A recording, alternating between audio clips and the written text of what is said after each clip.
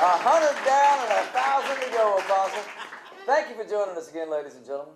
This broadcast is brought to you by the home state of the father of country music. I'm speaking of dear old Mississippi, and the father of country music, of course, Mr. Jimmie Rodgers. How about a hand for Jimmie, also known as America's Blue Yodeler and the Singing Brakeman.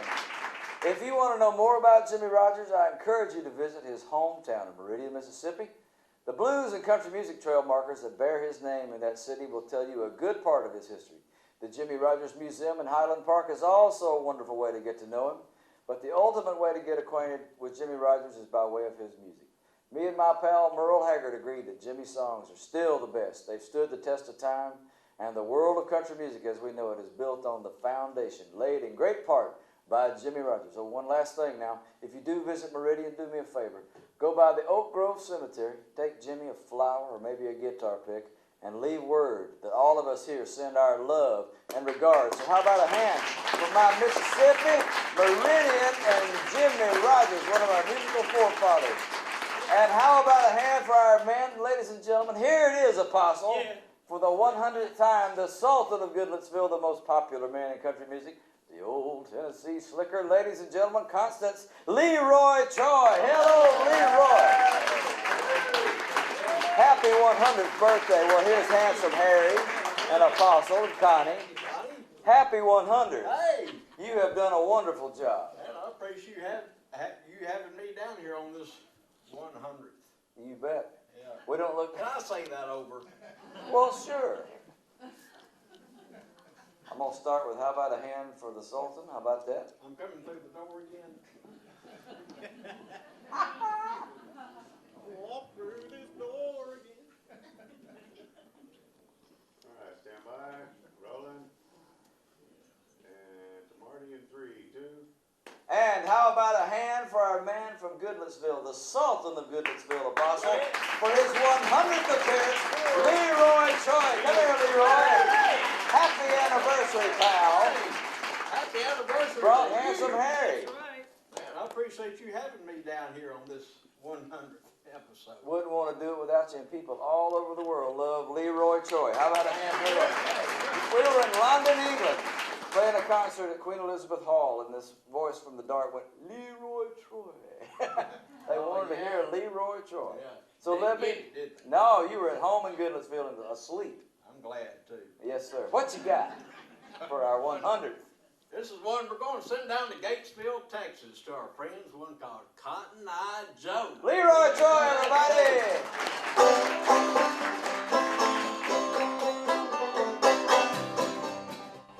What happened that made you want to come to Nashville and do music? Well, I used to watch it on television, country music, listen to it on the radio and in my record player, and I got to see it usually once a year at the Neshoba County Fair. They would bring in country artists, and at the Choctaw Fair, people would come from time to time, and it was just something. It was, you know, WSM radio has like a 50,000 watt signal, and it was like it was going, Marty, Marty, come up here and be a part of this. And it was not one particular thing. I just knew that I belonged, or I thought I did in my mind, that I belonged up here to where, you know, Porter Wagoner and Johnny Cash and Flatt & Scruggs and Connie Smith and George Jones and Merle Haggard, you know, came and went from, you know. The stage of the Ryman Auditorium felt like home to me from the first time I ever walked out there.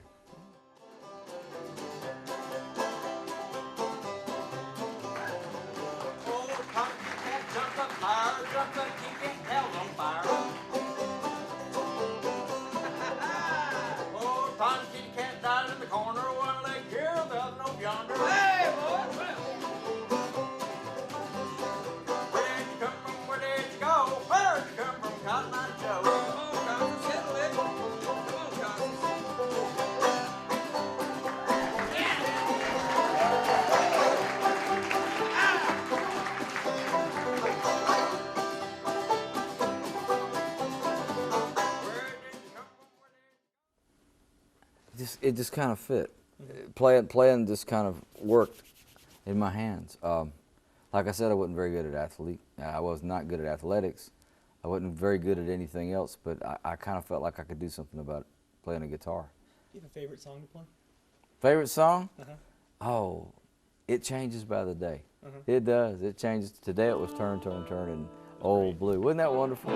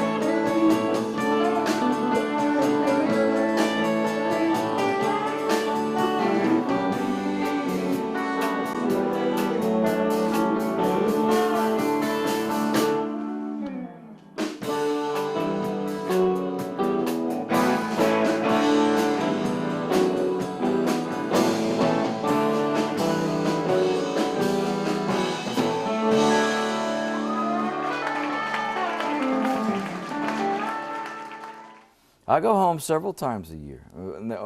There's so much going on in Mississippi about, concerning music these days, and I've really tried to be a part, especially in the past decade, of being a part of Mississippi's musical culture, the changing of it, the unifying of it, the promoting of it, and you must be present to win. So this is kind of my office up here in Nashville, but I come and go from Mississippi a lot because we have a lot going on in our state now, and from top to bottom, and I like being right in the middle of it. Here comes from Mississippi, down in Alabama. I'm giving a deal. People that I have, they want to hear some more. They really rock, really, really fun. They're really fun. Makes you run, stay at the rhythm, stay at the bottom. Do a little thing called a hillbilly rock. Well, some say people Memphis, down in Tennessee, I drifted from